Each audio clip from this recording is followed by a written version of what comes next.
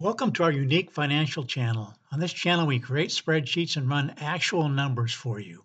Please share this channel with others. Let people know about this channel and that we illustrate important financial concepts like sequence of returns risk, the importance of your asset allocation, the impact inflation can have on your nest egg, the relevance of the 4% withdrawal rule, and especially how Social Security can impact your financial planning. We just love running numbers for people. Here's the situation we have right today for this video. This couple has 535,000 saved. Their expected monthly expenses are 4,500. He is 62 and receiving $1,605 from Social Security. She is 60 and at 62 will take Social Security of 1228. So those are the numbers we're using. This is one of the spreadsheets that we use on this channel. Again, our channel is $1 Million Made Easy. They've got the beginning balance of 535,000. Notice, first of all, that's well short of the $1 million. But let's see how their numbers might work out. What do we do on this channel? We use numbers from the S&P 500, what's actually happened for the last 100 years, and we simply project ahead what similar returns might do for you in the future. But these are the numbers that we use. We go ahead and run the numbers here. So we got 535,000. Their monthly expenses are expected to be 4,500. What they basically did is their monthly expenses are 6,000, but now that they're retired, they're going to take 75% of that. So they're going to expect to need 4,500. But since he's taking Social Security right off the bat of 1,605, they really only need 2,895 from their nest egg. So that's the numbers we're going to run. And then when she's 62, which is 2 more years from now, that's when it's going to be knocked down by 1,228. So you can see these numbers going down here. They're going to need this kind of money once she starts taking Social Security, and we're going to increase that by 3% a year. Now, what we've done is run the numbers for every single year for the last 100 years to see how the numbers might work out. This is why we're showing you there's so many variables going on here depending on what the returns are. For example, if you have 1925 type returns going forward, of course, none of the returns going forward are going to be identical, but this can give us a good idea. Notice there was 4 good years before they hit the depression type returns. In this case scenario, the summary box, this is the summary box of what you would have after the different time periods. And after 10 years, you'd have 508,000, which is right here. This is a summary box using the 1925 numbers. If we had returns like that going forward, you can see they're growing quite steadily so that after 25 and 30 years of retirement, they'd have over $1 million if they stuck to this 4,500. If they stuck to, by the way, that's a withdrawal rate of 6.49%. But once Social Security kicks in, they're down below the 4% rule. And folks, we're running the numbers for every single year, and we see that only 2% of the time in the last 100 years, given the returns for those years, that you would actually run out of money. And we know you're not going to run out of money. You're going to cut back on expenses. But this is the actual graph showing you after 20 years. That's the only time in the last 100 years. Look at some of these numbers, folks. Remember, you're starting out with 535,000. This is the $2 million level. This is $4 million. So obviously you could take out more than what they're initially taking out if you don't start out with years like 1929. And we're going to more specifically look at the year 2000 because that was much more recent. So we're going to go down and scroll down here to the year 2000. This is going to give us the returns if they were like 2000 going forward. So let's go ahead and click on that. Right now you can see you're actually running out of money in between the 20th year and the 25th year. In fact, if we go down here, you can see the numbers running out of money right there in the 22nd year, actually the 23rd year. You'd be down to 34,000 after 22 years. So it would last 20 years, but not 30 years. That's why it's not showing up on this graph, but it's getting really close to running out of money. You can see it right there. But again, we're kind of looking at the worst case scenarios, folks. Most of the time, you'd be just fine. But I kind of want to key in here because retirees' worst fear is running out of money. So we're looking how this couple how it might work out for them. What would happen? Well, first of all, notice we're doing kind of a no-no. You don't want to leave all the money in the market. You want to have some kind of a cash reserve account over here, some kind of bucket. So when the market's going down, you're not taking this $34,000 and $35,000 out of the S&P 500. That's already being knocked down. So we're going to go ahead and do it with the standard 60-40. So the 60/40 allocation, 60% staying in the S&P 500, so it can take advantage of these kind of positive returns. But also, you have 40% going over here, which would allow for you could take the money out of that. It's 34,000 when the market's going down. And by the way, this right here would allow for 6.16 years of funding. If the market was going down, you could take it out of here for at least 6.16 years. That's still you're running out of money in 23 years. What happens if we just change that to a 50/50? Notice the difference right here. After 20 years, you have 126,000. After 20 years, the 50/50, you'd have 130,000. 171,000. You're leaving less and less in the market to the point where if you did a 70/30 split, you and money would actually last 25 years. But folks, this isn't the worst case scenario. Let's go back to the 60/40. Right here, you got 126,000. How about a 70/30? Look at that. Did you catch that? A 70/30 split also allowed your money to last.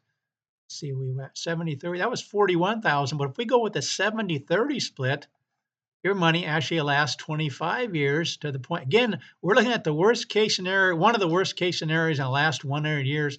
Your money would last with a 70/30 split. How about an 80/20? Oh my, did you see the difference there? After 25 years, got 179,000. What's that telling us? Again, the year 2000 was a really bad start to your retirement if that's the returns you got. 3 down years. That's what's called sequence of returns risk. When those first few years are down years, that can really affect it.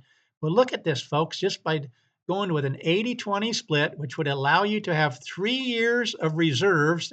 So you're taking the money out of there. Look at that. So you can benefit from these kind of awesome returns after those first 3 down years. Yes, there was a down 37% there, but look at this, folks. You'd actually have more with a 80/20 split after 25 years than you would have with a 30/70 split. Isn't that amazing? Let's see what it 90/10. 90/10. Looks like the best case scenario is an 80/20 split, which would allow you to have 3 years worth of cash reserves. Okay, let's continue looking at this 2000, because again, this is the worst case scenario. Well, just to show you, for example, we did any other year, if we did 1995, where you had some really good years to begin with before you got these down years, because folks, inevitably, you are going to have down years. That's just the way the market is. The thing you need to realize is the market always comes back, and you need to just prepare for that. But we had numbers like 1995 going forward, where you had 5 really good years before you got here with that. Look at the kind of money we're talking about, folks. After 10 years, 15 years, 20, and so on, with an 80/20 split. How about with a 70/30 split? Looks like the best case scenario is again the 80/20 split. Isn't that amazing? Because you want to benefit from these kind of returns. By the way, this is 1995 numbers, the 10-year average return, the 20-year average return, the 30-year average return. Again, uh, just just look at these kind of numbers and look how it's really beneficial to stay with more in the stock market than most people would expect. A lot of people tell you go with a 60/40 split. Yeah, 60/40 split using 1995 numbers. You have 2.6. Again, this is 30 years into retirement. Look at the kind of numbers. What does that mean you could do? In a lot of these years, you could take out a lot more than 4,500. You could take out more than the 6.49% withdrawal rate. And again, remember, after Social Security kicks in, you're 3.93. But let's go to 5,000. 5,000 is a 5.09% return on your money. Initially 7.61, yes, but once Social Security kicks in, both the in the first year and the third year, look at how much money you would have left after each of these time periods. Now that works for 1995 numbers. Let's keep watching this box right here. 1996 numbers, 1997 numbers, 1998 numbers. That's when you run into problems because you got these years, these down years getting really close to when you first retire. So then if you're trying to take out 7.61 or 5.09, that's when you run into money with it, run into problems, run out of money with a 60/40 split. Let's go to 70/30. Now you got money lasting at least 25 years with a 70/30. What do you think about the 80/20? 80/20. It looks like over and over again, even though we raised this to a 7.61, we went from 4,500 to 5,000. If you do an 80/20 split, had returns like 1998, look at the kind of money you would have left after 25 years. Again, let's go ahead and update this for the 80-20 split, and we'll look at the actual chart, the graph, to see how it works out in just a second here. Again, this is what money you have left after 10 years, 20 years, and 30 years, beginning in 1925. Now you got a 6% failure rate. Why? Because this withdrawal rate was 7.61 and you had 5% withdrawal rate. So you're well over the 4% rule. Here's the actual graph. Again, most of the time, folks, you're just fine. You could really go ahead and do that 5%, but only during depression years, and then in year 2000, you actually run into problems. But folks, there's so many other things we could do, because if you really needed this kind of money, 5,000 to for your living expenses, you just had this much saved up, you did an 80-20 split, you could actually do what's called a negative COLA.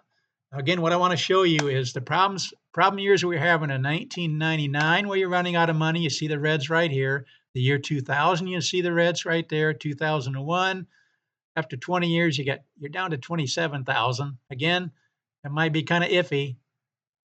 2002, because you're getting away from those initial down years, you'd be just fine after 20 years. It hasn't been 25 years since 2002. That's why these are not available. But you can just see that 80-20 split is pretty safe in most cases. But what could you do if you start out with this kind of returns initially, and you really kind of needed this 5,000 a month? Watch what happens if you take what's called a negative COLA. What I mean by that, right now we've got it set at 3% going up each year. What if we do a negative COLA, negative 3% COLA? In other words, after down years, instead of increasing it by 3%, you go down by 3%. Yeah, that'd be a little bit painful, but how does it help your money survive? It looks like in the year 2000, you still have kind of an issue of running out of money after, let me see the exact one, after 21 years. You're down to 18,000 after 20 years. So again, if you're trying to take out 5,000 and you just have this in your beginning balance, an 80-20 split might be problematic. How about a 70-30? What's the difference? After 20 years, you have 18,000. A 70-30, you'd have 51,000. A 60-40 split, you have 51,000. A 50-50 split, looks like right around in there. Because these 3 down years, you're just kind of take out a little bit too much for those numbers to survive. Let's just go to 4,800 just to see how it might do with a 70-30 split. Just $200 less. We're not going to recalculate for every year, because we know the only problem years we're having is, according to this right here, the depression years and the year 2000. So we don't need to look at any of the rest of these numbers. We know you're in fine shape withdrawing 5,000 or 7.61%. But what happens if we just do 4,900? Okay, now we got 117 after 20 years. With a 60-40 typical split, you've got 105,000. With a 50-50 split, it's still running out of money between 20 and 25 years. What happens if we go to 4,800? I'm just showing you how just a little bit less. Look at that, folks. Going to 4,800 with a 70-30 split. Now your money's lasting over 25 years. You got 100,000 left after 25 years. How about the 80-20 split? 67. So it looks like the 70-30 is the best, or maybe a 60-40. Nope. 50-50, you're out of money. 60-40, you're down to 2,600. This is after 25 years. If you're retired at age 62, that's getting you to the age 87. It looks like the best case scenario here is to do the 70-30 split, the 80-20 split, 67,000. Hopefully this makes sense to you. Again, we're taking a negative COLA after you have down years of, instead of increasing this amount by 3%, we're going down by 3%. It looks like in most cases, you'd be just fine if you went with 4,800. If we had returns like 2000, but again, folks, that's very rare to have these 3 down years consecutive in a row. You notice we had 2 down years there, 1973 and 74. You have no problem. It's when you have these consecutive ones, like during the Depression years, there was 1929 had 4 down years before you finally got a positive year. This one, you have 3 down years. Those are the only times we have to mess with these numbers a little bit to see that your money lasts. And you can see right here, going from 5,000, which you're running, if you have returns like the year 2000 and did a 70-30 split, you'd be running out of money in just over 20 years. But if you went to 4,800, $200 less, folks, going from a 7.61% withdrawal rate with a 4.49 after Social Security kicks in, just going to 4,800. Now you're down near the 4% rule. That 4% rule, just when that kicks in, it just seems to allow your money to last. And that's why it's been the standard for so many years. But notice how we're doing kind of a dynamic change that we're not just legalistic sticking with 4% all the time. Otherwise, we'd be taking out a lot less. So if you did 4% of this, you'd be taking, let's see here, real quick here, you'd be down in this neighborhood 3,400. Well, wait a minute. I need 4,800. 3,400 is not going to work. But it looks like 4,800 can work in most cases if you take these negative colas. But folks, that's what we can do on this channel. We can run all kinds of different numbers. The most important thing I want you to notice is you don't need $1 million if you just have expenses, expected expenses along in this range. And look how much difference going between 5,000 and 4,800, how much difference it makes if you start out with a really bad set of returns when you first retire. Again, what's that called? It's called sequence of returns risk. But that's what we like to show you on this channel is all kinds of different information. We kind of looked at changing the asset allocation. We changed um, the amount you were taking out by just a little bit, 100 between 5,000 and 4,800. Look at the difference that made. We also looked at different, maybe taking negative colas when you have to down years, but that's the kind of things we can do to show you just by making minor little changes that you can have this money last. You don't need $1 million. If this is the kind of money your expected expenses can be, you can see how you can adapt it from the 5,000 to the 4,800. You can go from zero 3% COLA to a negative COLA. These are the kind of things we do on this channel. Folks, please consider subscribing. There's so much here I'd like to show you, so many different variables that we can change. And that's what we love to do, just to show you don't be legalistic, stuck to the 4% rule, but also be willing to be able to change your COLA after negative years. But most of the time, again, folks, realize most of the time you're in fine shape. If I pick any of these other years, or these negative returns are a little bit later in retirement, you have all kinds of money left after each of these different time periods. The only time you run into problems is just a few times during the Depression years and a few times around the year 2000. Every other scenario, you can definitely take out more money. Again, that's what we do on this channel. Thank you so much for bearing with me. I've kind of just went over a whole lot here, but I just wanted to show you what we do on this channel. We create spreadsheets and run all kinds of different numbers. Please share this channel with others. Please let people know about this channel. I would love to run numbers for people. We put out videos most every day, at least 3, 4, 5 times a week, just to show you how numbers might work out, to just show you you don't have to go with the standards that people are scaring you with, that you need $1 million, or you got to stick to the 4% rule, or you got to have a certain asset allocation. Just need to realize everything is flexible and we run different numbers for you. Thanks again for watching.